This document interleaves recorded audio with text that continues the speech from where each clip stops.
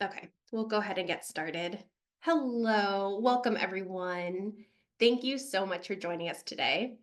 My name is Allison Weiss, and I'm the Associate Director of Corporate and Executive Education at the Brown School of Professional Studies.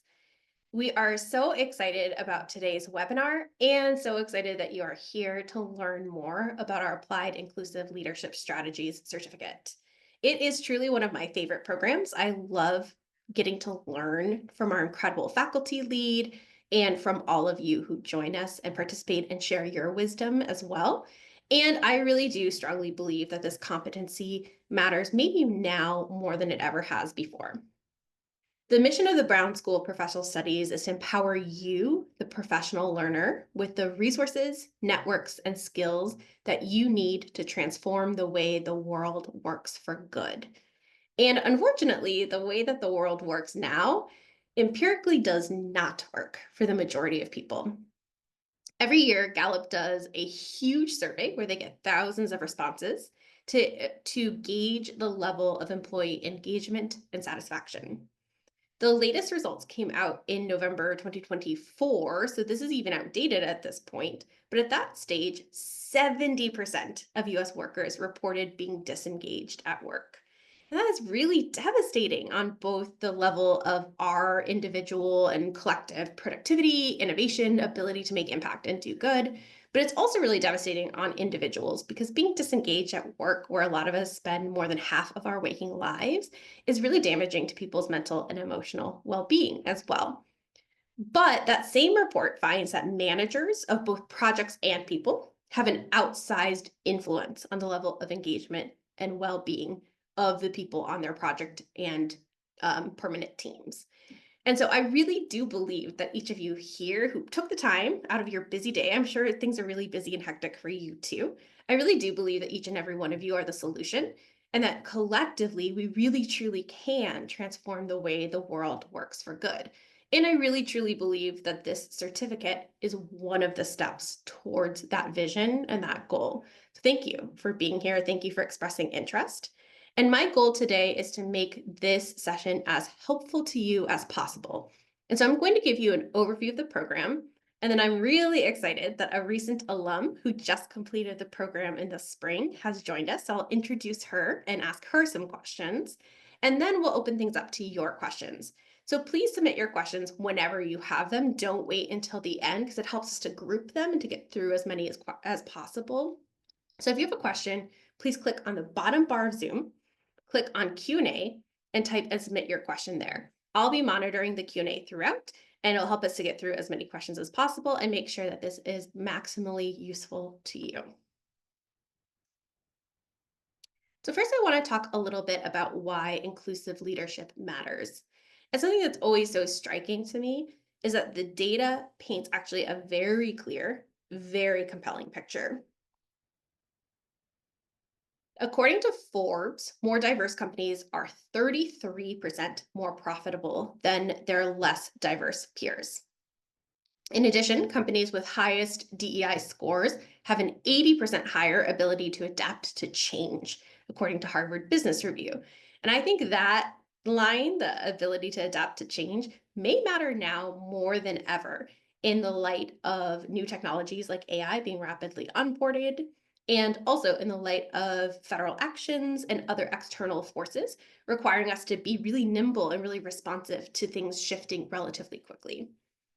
And in addition, professionals who work for inclusive organizations report being 3 times happier, according to Boston Consulting Group.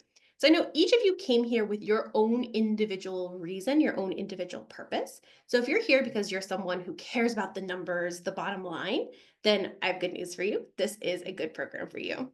If you're someone who's here because you're thinking ahead, looking ahead, and thinking like, oh my gosh, so much is coming down the pike, we need to be really adaptable, this program is for you. And if you're someone who came in here thinking about talent retention and recruitment during these tricky times, then this program is also for you. So this is a program that works for you, whether you are looking for kind of individual level success or team level success. And I'd love to hear from you. This is one of my favorite parts actually of the webinar. I'd love to hear your individual why. So if you can, I'd love for you to click on your bottom bar of Zoom, click on chat, And type in for me what motivates you to do this type of work or what interested you in coming to this info session. And I'll keep presenting my slides as you do that, but I'm going to keep an eye out and I would love to see some of your answers because I find it really inspiring and it also helps me to tailor the rest of the presentation based off of your why. So please click on the bottom bar of Zoom, click on chat and tell me your why. However, there's a huge gap between the benefits that inclusive leadership can provide to companies and individuals and the results that are being realized. Currently, 63 to 80% of employees say that change is happening too slowly, according to McKinsey. And in addition, only 5% of organizations are currently holding executives accountable for racial and ethnic diversity in promotions, and only 7% for gender diversity. And we all know that what gets measured gets done, and what doesn't get measured doesn't get done. So even though the numbers make it really, really clear that more diverse and inclusive organizations are more profitable, adaptable, and happier and engaged, we're still seeing a really huge gap in the ability to actually implement that effectively and well. And I see a couple of your whys have come in, and I'm seeing adaptability being a main theme, and also wanting additional levels of leadership responsibility, which I think is great. And a career change. I think that's also a really strong reason for this because interestingly, the field of diversity and inclusion is like relatively new in terms of it being a profession, not in terms of it being a field of study or a competency or a need. And so as a result, a lot of those jobs were created without there being formal career paths, which is something some of you may have experience with firsthand. And so actually a lot of times it's really difficult to figure out the path towards obtaining that type of career if that's what you want. And that's not a requirement for this program, but it's definitely an observation that I've seen with many cohorts under my belt now is that that's often a reason people come to this program is because they need a formal credential to be able to move into that field or just to be able to move up in their jobs in general. I see another answer is inclusive growth marketing. That's great. Thank you for sharing your whys. And so this is the number one question I'm asked is who is this program for? And we built this program with a couple of target audiences in mind. Number one, this program is for managers and leaders who are creating more inclusive and diverse teams and organizations. So that does not mean you have to work in the DEI or HR space. It just means you're in a point where you can create some influence and some change in order to make your sphere of influence more inclusive, more diverse. In addition, our second but equal target audience is HR and DEI professionals. So we've been really lucky. We've ranged experience levels. So some people who choose to take the certificate have never engaged in any type of DEI training. They're brand new, and that's amazing and welcome. And we've also had chief diversity officers from very, very impressive companies who've chosen to join us as well because they have felt like they haven't gotten formal credentials and formal education and or they wanted to connect with peers to see what practices that they are implementing at their organization. So has really like ranged the gamut. And I think that makes each cohort a lot stronger, that diversity of experience. And then lastly, this program was created for you. If you care and you're dedicated enough to be here today to fit this into your busy schedule, then you've already raised your hand and said that you want to make a difference. And this is for you. And we want you to be a part of it. So now I'm going to give you an overview of the program. This program is a 6-week program. It is fully online and it is primarily self-paced. So that means it's easy for it to fit into your busy schedule. That is a question that comes up quite a bit for me is I hear a lot of people say like, I'm really nervous about taking a class. I have a lot going on. I don't know how I'm going to fit this in. But we've gotten really positive feedback that this program is robust and exciting, but also really flexible and easy to fit into your schedule.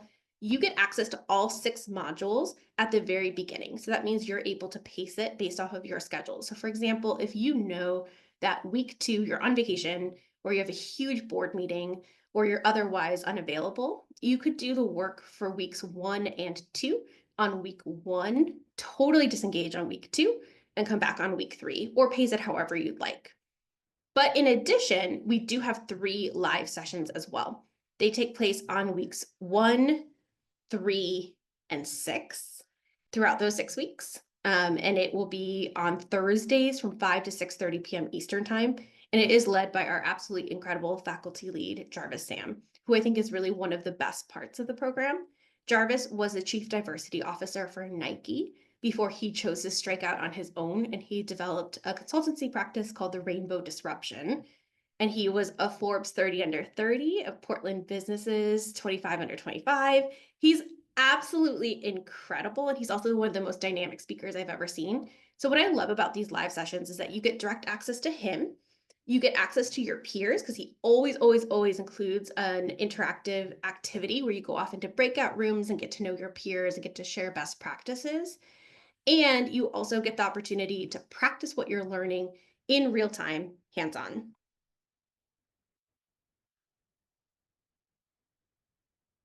I see another wise. You want to adapt fast, make change. I think that's great. So this is the overview of what you'll learn in this program, and I'm about to go through week by week. So we'll go into more depth into each week. But there are 2 things I want to point out on this slide. The first is that the course is designed to take about 2.5 hours of work on your part per week, and that is inclusive of everything. So that includes reading all the content, watching videos, completing assignments, and also everyone works at their own pace. So some people have reported that they've needed less time, some people have reported that they've needed more time, but it's designed for 2.5 hours per week to be about the average. And the second thing I want to point on this slide is something I really admire about Jarvis's course design is that he chose not to focus each week or each module on like a specific identity group or specific vocabulary, which is something I see a lot of other competing programs do. Instead, he really wanted to focus on competencies. So week 1 is, of course, a level setting week. We can't not have one. You, of course, need to have one. But then after that, you'll see that you're gaining really tangible, really specific skills in cultural competency and inclusive communication, addressing implicit bias, managing diversity and conflict, promoting structural equity, and leading for diversity and inclusion. And I think that's what makes this program so effective, and we get really positive feedback on it as a result. So now I'm going to go through week by week.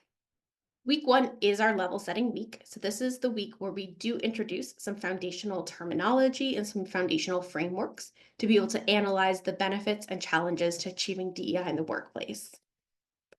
In week 2, you're going to develop effective cross-cultural and global communication to promote inclusion. So this one does look specifically at working across countries and different cultures. So specifically, if you work on an international team or you work with international clients, I think you'll really like this one in particular.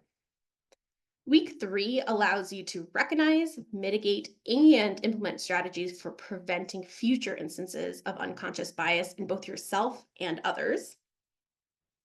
Week 4 is on managing diversity and conflict. This is one of my favorites of the way of like the unique approach that Jarvis takes to this work because one thing he said early on when he was building this module is that he feels that too many other trainings will focus a little bit too much on how to resolve conflict. And while that's really important and that is a part of this unit, he also mentioned the fact that actually more diverse teams do actually have more conflict because there are more ideas. So it's not a bad thing. And so he felt that in addition to learning how to resolve and end conflict, which is still an important skill, he thought it was also really important to learn how to recognize when the conflict is really healthy and really productive and how to facilitate it in a productive, generative way. So this one is looking at management from both sides, both how do you squash it when you need to, and how do you let it blossom in a productive way that produces new ideas. And week 5 is one of my favorites as well. I've seen a lot of other trainings that end at either the personal, thinking about implicit bias, or the interpersonal. So, having brave conversations and, perhaps calling people in to help, resolve a conflict. But that leaves out all of the structures, which means the policies, the practices, and the invisible systems that are in our organization that can either make them really inclusive and really amazing places to work, or can be accidental invisible barriers to people continuing to succeed in the organization or move up. So this one is helping you to learn how to analyze the structures, policies, and systems behind the scenes, and then actually create a plan using data and metrics. So it's very tangible to promote structural equity and to make it more equitable. And then lastly, in week 6, you learn to lead for diversity and inclusion. So you're going to identify your sphere of influence. So that could be, if you're a chief diversity officer, it could be the whole organization. If you're leading a specific project, it could be that. If you lead a team, it could be that. And after you identify your individual sphere of influence, you're going to learn how to foster a culture of continuous learning within that sphere by leading and measuring progress towards DEI initiatives, including employee resource groups. And you actually create, submit, and get individualized feedback on a strategy that you want to take back to your organization. And I think that's one of the hallmarks of this program, is that you end with something that tangible. And it's not a huge lift. We encourage bullet points, we encourage ideas and fragments, but we give you a really, really, really structured way to make some specific commitments that you can measure, touch, see the impact of.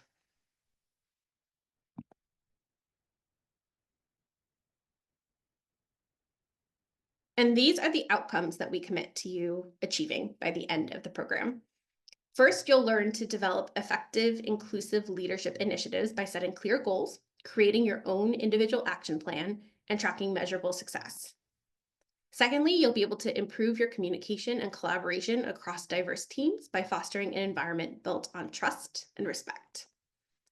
Third, you'll gain the leadership skills that you need, and which I know is one of your whys, to navigate the complexities of diversity-related challenges and effectively manage and resolve conflicts.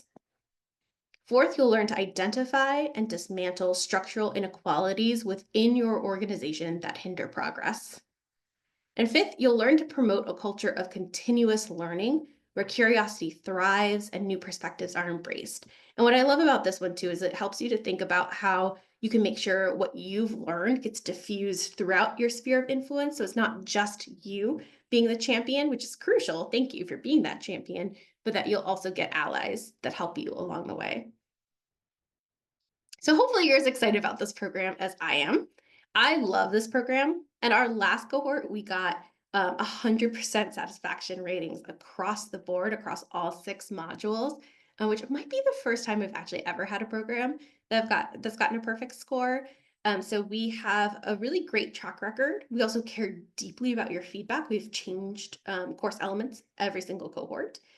So hopefully you're as excited as I am and you want to join us.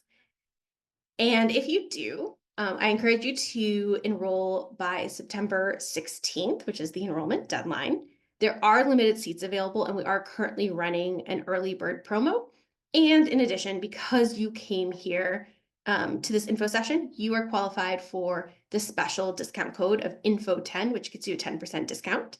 And the only next step you need to take is you just click on this link, which we'll send you afterwards, don't worry, to be able, and I also saw someone put it in the chat, thank you. Complete the short enrollment form and you're in. So that's all of the pre-prepared information I came with, but like I said, I have a special guest with us today, which I'm very excited about. So I'm going to introduce her. She's an alum of the program and ask her some questions, but I'll also open it up to your questions shortly. So just a reminder, if you have questions for me or for her, please submit your questions by clicking on the bottom bar of Zoom, clicking on Q&A, and submitting your questions there. So with that, I would love to introduce Grace Tremblay to the virtual stage. And thank you so much for being here. Grace is an alum of just our last cohort, and she also works at Brown University with me. And so I have gotten to see kind of firsthand what her experience was like and how she's been able to apply some of what she's learned. So I'm very grateful for you joining me today, Grace. Welcome. Hi, Allison, and hi, everyone. Thank you so much for having me. And so I'd love to start with, can you please tell us a little bit about yourself and what initially attracted you to this program? Absolutely. Like you said, my name is Grace Tremblay. I work at Brown School of Professional Studies, and I am an administrative coordinator at the individual contributor level. So I don't have any direct reports, and I have very little operational oversight or influence on overall day-to-day. But I was still really attracted to this program, A, because I was looking for a professional development opportunity that kind of checked a couple boxes. The first was I really was looking for a classroom environment. I'm looking to get actually back into school, to get my master's degree. So I kind of thought this would be a great opportunity to ease myself back in after being away from the classroom for so long. And I'm happy to say that it was a really great classroom warm up to kind of have that in-person virtual experience, and then as well as like submitting assignments on time and things like that. But I also wanted something that was topical and relevant, both to my career as a whole. DEI and inclusive leadership is going to carry me for the rest of my career because I would like to be a people manager one day. And then on top of that, I wanted something that was relevant to what we're experiencing in, society and culture today. So implied inclusive leadership checked all of those boxes for me. Thank you. It's a really thoughtful and comprehensive answer. And I'd love to dive a little bit more into something you said about being an individual contributor, because that is actually probably the number one question that I'm asked in various ways is like, is this program right for me? And some people fear that they have too much experience. Some people fear that they have too little experience. And you being relatively early in your career and being at the individual contributor level, how did you think about whether this program was the right fit for you? And now that you're at the end of the program, like how would you reflect on whether it was the right fit for you and someone later in the career based off of what you saw from your cohort? Yeah, to be honest, before I started, my overall kind of mindset was it might not be useful for me now, but later down the road when I want to be a people manager and to lead people, this is going to really come in handy. And I'm happy to report that I was kind of wrong. At the end of, or really after the first in-person session, I kind of realized like, yes, while this program is technically a leadership development course and it's a certificate focused on leadership. Jarvis does a really great job of kind of translating the topics that he's talking to really affect and kind of work for everybody involved in the cohort. In my cohort, especially, we had a number of individual contributors like myself that maybe didn't apply, perfectly one to one what the lessons he was teaching, but he was really great about kind of framing things that might not have been originally relevant to me. He said it in a way that made me feel like, oh yeah, okay, yeah, I would use this in my job right now. And then of course I did, get a lot of, professional development and the means of I feel like I could go into a job interview where they have questions about my leadership style. And from this program, I can now, kind of talk a little bit more about it. Thank I you. hope that answered your question. Oh, it definitely did. It was an incredible answer. Thank you. And can you tell us a little bit about what your program experience was like in terms of the amount of work and what the live sessions were like? Yeah, I really looked forward to the live sessions. Jarvis does a really great job of making them fun. He started each one with some music, which sounds like a really like lame thing to get excited about, but I found myself like as it was approaching 5 o'clock every day, or depending on where people were time zone wise, I was kind of like, oh, I wonder what music he's gonna play today. And he does a really great job of keeping them light and really topical, but also, serious in the form of like you're learning valuable, legitimate things. We're just smiling and talking about fun stuff while we're doing it as well, which is really great. And then as far as the workload, I found that they do a really great job of framing things and building topics off of one another. So I never felt like the work was super difficult or super hard. It was definitely valuable and it definitely caused me to think. And I had to, think about my answers to things, but I never felt like I was in like a math class or like a calculus class where I just didn't understand what was going on. So it was difficult work in the sense of I had to look internally and do a lot of thinking. But it was simple in the fact that I didn't have to, study for hours at a time. That's also a great answer. Thank you. And I love too what you said about Jarvis's teaching style. I completely agree. I've listened to him do these a million times, and yet every single time I'm 100% drawn in because he does such a good job of, first of all, tailoring the content to each cohort's needs and the current context, like how the current context changes over time. But then secondly, he's just one of the most engaging teachers I've ever gotten to learn from. And I think it's really unique privilege for us that he was the chief diversity officer of Nike before he chose to create this course. Because when he approached us about creating this course, he's also an alum of Brown's executive MBA program, which I realized I didn't mention earlier. So when he approached us to create this course, like the number one thing he said was like, as a chief diversity officer, someone who's doing the work day in and day out, sometimes I get really frustrated because sometimes I go to these trainings and they stay so theoretical or so high level that it's not relevant to me. And he's like, and that's the total opposite of what I want. Like, I want to create a program where people walk away from every single session with something tangible and relevant that they can use right away. So I'm really excited to hear that you felt that way. And it's certainly something I've experienced from him as well. Yeah, definitely. What was your favorite part of the program? Oh gosh, I have so many favorite parts. I really liked, well, on as a program as a whole, I think my one of my favorite subjects was like the cultural aspect. That was just a really like fun, interesting segment to kind of learn about how these initiatives kind of take place around the world, I'm very familiar. I live in the United States. I'm very familiar with what DEI and diversity, equity, inclusion. I'm familiar with what they look like around here, what those initiatives look like. But this kind of gave us the opportunity to look at a global scale. What are other countries doing? What problems are affecting other countries?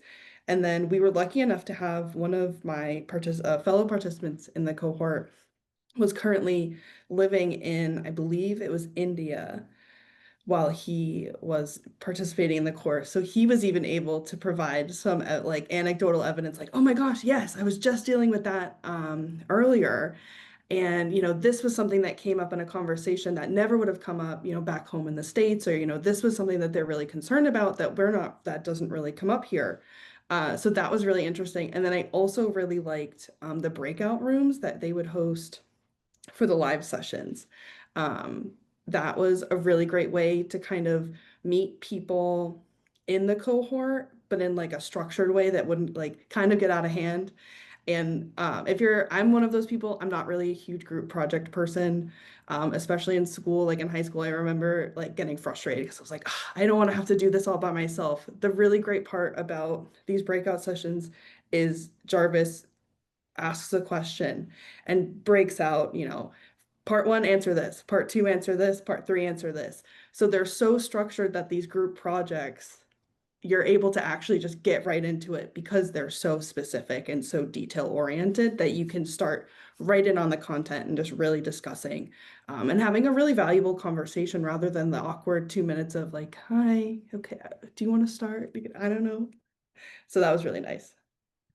I love that. And I also love hearing that you felt like you were able to connect to the cohort. One of my favorite stories I've heard from an alum was that she really hit it off with a couple of other cohort members through the discussion forums and the breakout rooms. And so she actually created an e-list with a subset of her cohort and that she says she still uses. She was in the cohort 2 years ago, and she still says she still uses to this day when a specific like challenge or question arises. She feels like she has this brain trust she can go to, which I think is incredible and also proactive on her part. That took initiative on her part as well. But I'd love to hear from you. Like, what was your cohort like, and what was it like learning from one another, and how were those opportunities like set up for you? Our cohort was super diverse, not just in terms of what typically comes to mind when you're thinking diversity, but just in terms of people's roles, the subjects that they worked in, and the level of like leadership they had.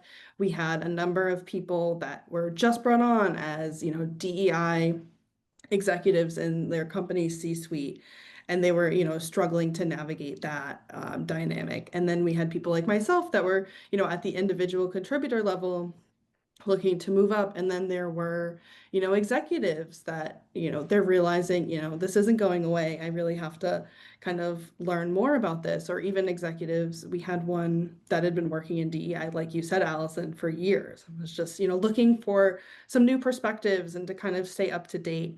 And then there was a handful of people just, middle managers, kind of like maybe director level leaders that were looking to really hone in their leadership skills. So it ran the gambit on types of people that could have signed up. And it was very funny. We had one person whose time of the live sessions coincided with her picking her children up from school. So she would join a little bit late on those days. So there were people like all walks of life, all stages of life in their careers. I love that. Thank you for sharing. And that does remind me too that regarding the live sessions, a question that often comes up is like, what happens if I can't make it to a live session? And so, one thing that I'm really impressed by with Jarvis's approach is that he's like, this is an inclusive leadership strategies class. It better be inclusive. And so, all of our live sessions are recorded. I will fully disclose, I don't think it's quite as good to watch them back recorded because you miss out on the breakout sessions that Grace described. So that opportunity to apply what you've learned live in groups in the moment. But it's still a way to make sure that you have full access to the content that is delivered. So Jarvis typically starts the live sessions with a mini lecture, and that you're going to have full access to. And you'll see the recording of the conversation that happens when everyone gets back from the breakout rooms as well.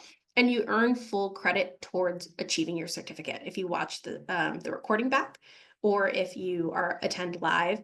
And also, to Grace's point, it is also okay to bring guest stars in the form of children or pets. We welcome we welcome their involvement. It's never too young to learn these skills. So I love that anecdote that you shared. And can you tell us a little bit about like what were your 2 to 3 biggest takeaways, and what do you feel you're actually able to do differently because you took this program? Yeah, so you were talking a little bit earlier about what's the word I'm looking for? Conflict resolution. So we do get a lot of kind of conflict resolution strategies and skills.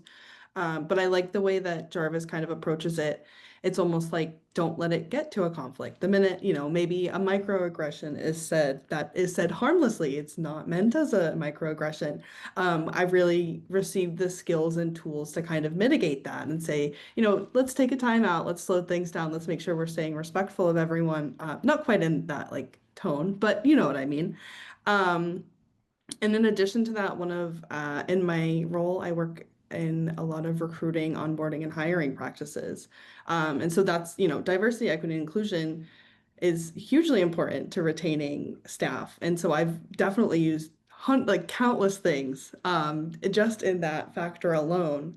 And then I'd also say, I think just the way I look at, I mean, in my personal life, but also in my professional life, the way I look at like news stories and kind of the lens of like political action and things that have been being done, I don't think my opinions necessarily have changed drastically since taking the program, but I do think that it's allowed me to kind of look at these through a different lens and kind of identify what's at play here.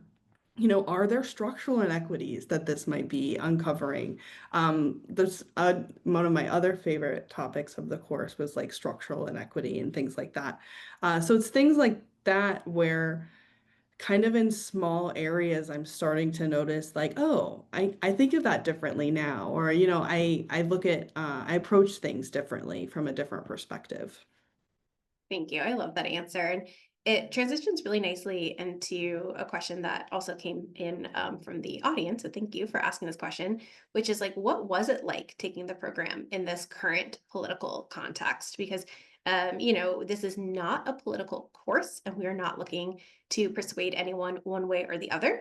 But we are operating in a specific environment, and it's important to kind of like note and to be honest about what that environment looks like, because that environment will impact our ability to be successful in making change in our individual sphere of influence. And so, and you took this program in the spring when all of the recent federal actions were kind of being declared in real time. So, what was it like for you and your cohort to be learning about these skills at the same time that things were changing so drastically? Yeah, it's kind of interesting. I wasn't expecting to get this out of it at all, but I actually came out feeling a lot more hopeful and a lot more positive about the whole idea. I remember, and I don't want to spoil it too much for people, but one of the things that Jarvis would talk about was like they wouldn't be fighting it if it wasn't beneficial, if it wasn't working, if it wasn't causing and creating change. And so when it was framed and when he would keep kind of framing these ideas in that light, it made me feel a little bit less hopeless and more thinking like, yes, this is the right path. We're moving towards the future. We're moving towards, making sure that diversity, equity, and inclusion continue to be a major pillar of our organizations and the things that we're involved in. So it was a really refreshing kind of take, especially from Jarvis. And then it was also kind of in his own work. He couldn't speak directly about, the companies or organizations he was working with, but he was able to share examples of how this is working in real time. It's not just about theory. He's working with companies that are navigating these things in real time and showing us that, yes, it is still possible to maintain these programs. So definitely, I stayed hopeful. And I also feel like I am now armed kind of with the like justification and reasoning for DEI programs and applied inclusive leadership, like just inclusion as a whole, so that in instances where maybe the benefits are questioned, I can come and say, look, it improves, creativity, industries benefit from these initiatives. So it's positive overall, I'd say. I love that. I love the sense of like camaraderie and perspective that Mhm. you described getting. And also, I have a colleague who always says, I came with a bibliography. And I feel like that's what it sounds like you feel like you got from this too, is that you have a bibliography. So you're able to bring it in the moments where you do need to generate a support case, which in different environments may be easier or more difficult, depending on how your individual companies are reacting, your industry is reacting. But either way will arm you with a bibliography. Yeah, or even like if you're, maybe your company isn't super supportive of these initiatives as a member of this cohort or as a person who's completed this certificate, you're now personally kind of armed with that so that you can make change in your own individual, career or life. Mm. Yeah, I love that. That's a great point. And we were talking about this a little bit beforehand, but you are also someone who's taken other types of trainings in this area. What makes this program different than other trainings that you've taken in this area? Absolutely. I think the biggest difference is kind of the switch from theory into practice. So I've taken a lot of, DEI courses or DEI certificate programs that talk about the benefits and why it helps and how in theory it could be put into practice. Whereas this certificate program takes all of those really great ideas. It still introduces them, it still discusses them, but then it does the extra step of kind of saying, okay, now how does that fit into your job? How does that fit into your personal life? How can you make it fit? Or how can you change your procedures or your company's procedures so that it better aligns with these policies versus just providing them to you and saying, okay, good luck making that work. Yes, I love that so much. And I really agree that that has been my experience in a lot of programs too, that we've spent so much time talking about like theories or vocab words that then we suddenly run out of time to talk about the actual implementation. And Jarvis loves to talk about the fact that like when you're actually implementing things, it's messy. It's not textbook or procedural. And so he wants to give everyone the opportunity to start on it live when you're still in the classes, where you still have the chance to ask your peers and him for input and feedback in that mess of in navigating that mess. And so something I love about the way he structured it too is like in I think in all 6 modules, I believe this is true. Keep me honest, Grace, but I believe that you always have, the learning segment where you learn directly from him and from external resources. So there are videos and readings, etc. Then there's always a case study where it talks about how this type of learning was applied at an organization, either really well or really badly. And we can learn from both. And you have the opportunity to engage then with a case study of how a different organization did it, which is an amazing practice opportunity because it's a little bit less loaded to kind of work on a like theoretical. I mean, it's a real company, but not your company first. And then the third aspect is that you then always apply it back to your organization. That could be through discussion forums, or it could be through that big assignment at the end where you create the action plan. And I think that's a really powerful, like, kind of building block. Yeah, I think like you said, I think there's most of those aspects. I think the only like not cohort segment is like the first one that might just be that introduction, but for the Yeah. most part, the rest of them all have, yeah, that very structured kind of like three-part system. And I really loved the discussion boards because I got to learn, in your breakout rooms, you only have so much time. So hearing people talk about, the work they're doing in their jobs or in their fields, it's really interesting. I love that too. I know I always learn so much from other participants. And so this is the last question I have for you, and then we're going to open it up. So just one more reminder to everyone that if you have a question for me or for Grace, to click on your bottom bar of Zoom, click on Q&A and type and submit your questions there. And we do have some questions already, but just a reminder if you haven't submitted yet to do so. This is my last question for you, Grace, which is if you were talking to someone who's on the fence about taking this program, they haven't decided, what would you say to them? I would say do it.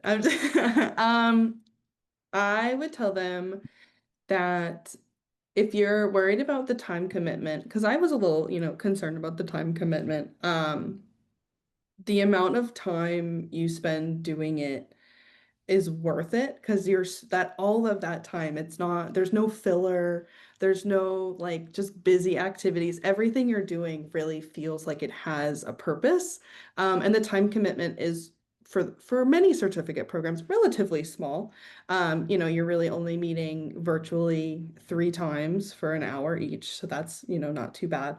As well as that 2.5 hours of work. It didn't, as you said, Allison, I'm really fast reader, so it didn't take me as long. And I'm a really fast typer, so again, it didn't take me as long. But even if it had taken me longer, it was one of those, on my lunch break, I was, looking at it, or when I got home from work, watching TV in between commercials, I'd be like reading or answering questions. And then the other nice part about it is the structure really makes it flexible. I had a vacation in the middle that I was really worried about messing with it. And it didn't.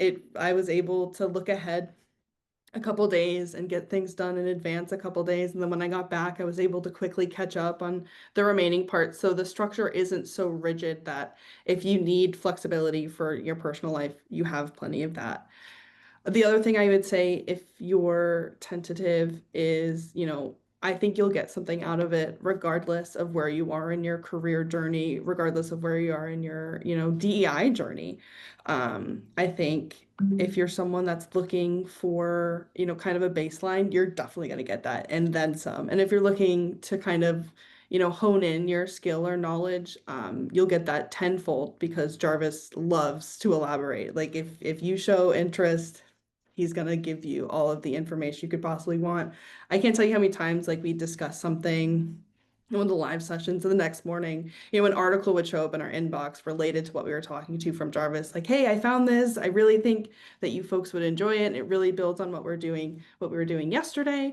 So it's incredibly valuable. And I also think the Credly, having that on your LinkedIn, it's a small part of it, but that's also huge because, if you're looking to move careers or change careers, that's just one little bump that you have that might set you apart from another candidate, or even if they're looking for someone with, an inclusivity or inclusive leadership or DEI background, you have this concrete evidence that you've taken this course. And I challenge anyone to take the course and not learn something. I love that. That's an incredible quote, and it's going to be like etched on my brain forever. Yeah. And I realized as you were saying this that I didn't mention Credly before, so I should define what that is. So when you complete the program, you earn two different types of credentials. Actually, they're both housed on the Credly platform, but You earn both a printable PDF. So if you are someone who likes to have certificates in hard form, you like to put them up in your office or just have them for your records, you will earn that. And in addition, it issues a digital badge that connects to your LinkedIn profile, your website, anywhere that you're active online. And that is something we've gotten a lot of feedback on, having made a really big impact in people's job searches, is that when recruiters or the hiring manager has looked them up on LinkedIn and they see that they have this badge, it has, to your point, Grace, given people a formal credential that has helped bump them up in their interview process. So you will have the opportunity to earn both a printable PDF and also a digital badge. And so now we're opening things up to all of your questions. Thank you for asking them. The first question I will start with answering, but Grace, if you have additional perspective, please add it. But this person is saying specifically that in academia, they are in the head department in English. And can we clarify how this program will help them? And I think it's a great question. We often have educators actually in our cohort, so that's relatively common. I think you'll find peers and friends in the cohort with you.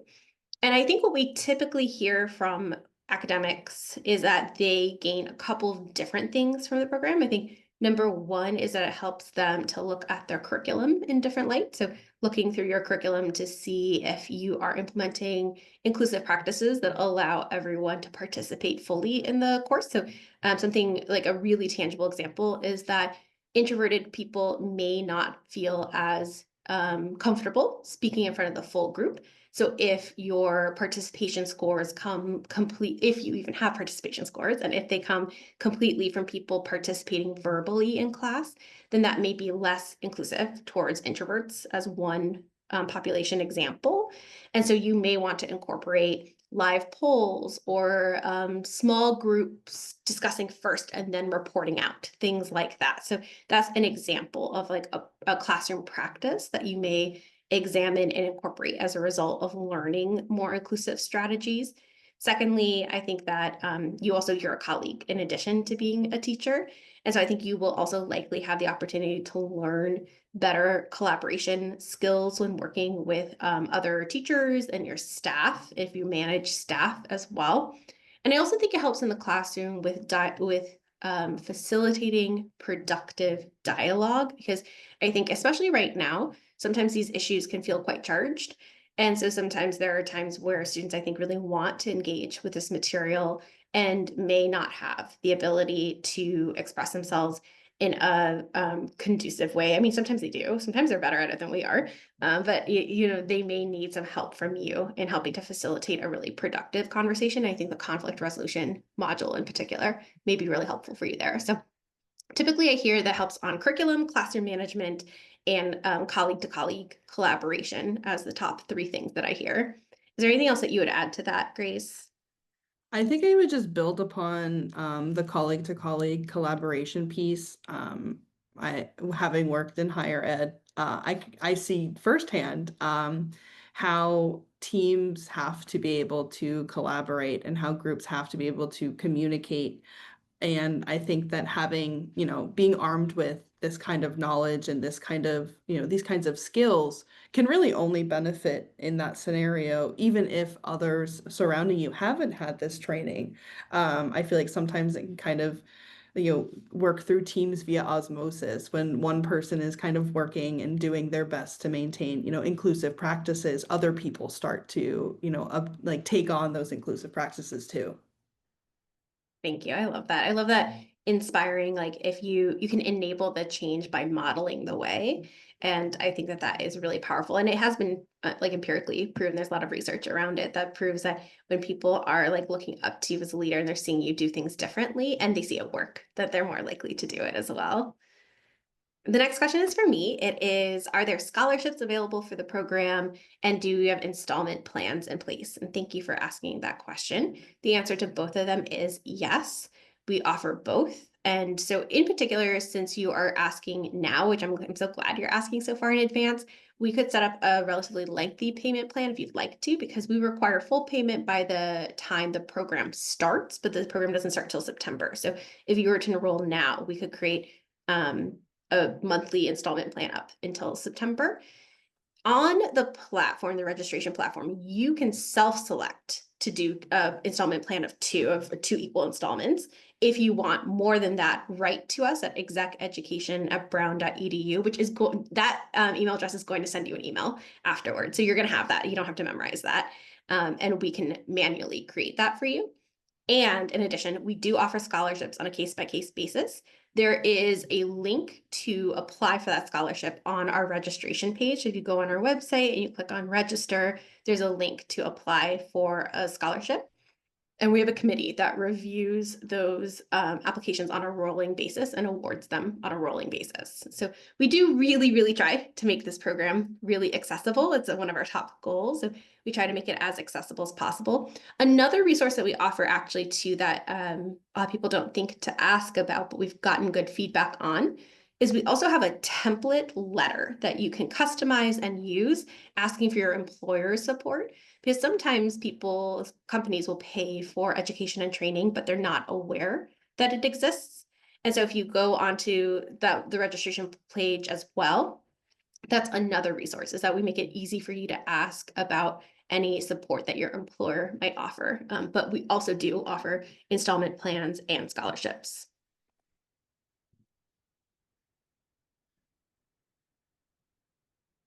Thank you very much. And the scholarship application link is in the chat.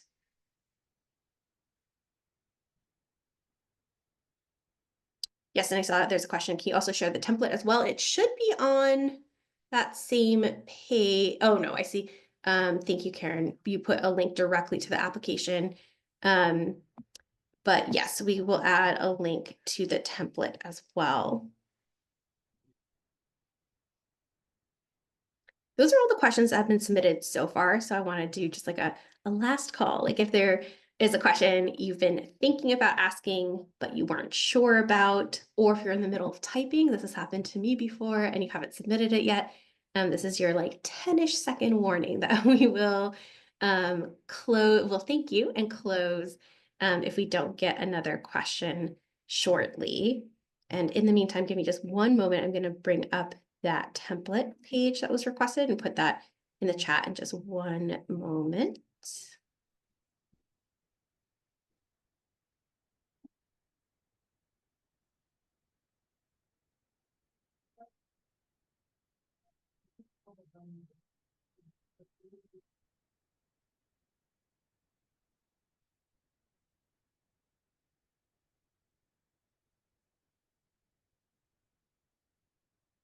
Well, you know what? We actually just updated our website. I think it isn't there right now, but I'm going to fix that. That was an unintentional change when we updated the website. So give me a day and we'll make sure it's back on the website.